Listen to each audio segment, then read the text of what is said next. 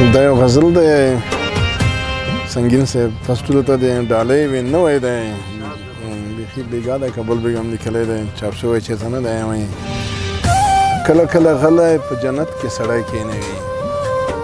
کله کله غلی په جنت کې سړی کښېنوي ژوند ښه دی د مینې په خلوت کې سړی کښېنوي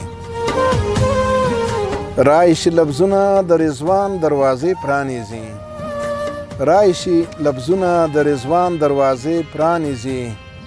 زر و زر درو غواندي زر و زر دروا غوندي کیفیت کې سړی کښېنوي رایشي لفظونه د رضوان دروازې پرانیزي زر و زر دروا غوندي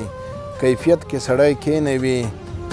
څوک چې ژړېدلی شي له وریځو سره پرخه شي شنې وږمې د ګل په مملکت کې سړی کښېنوي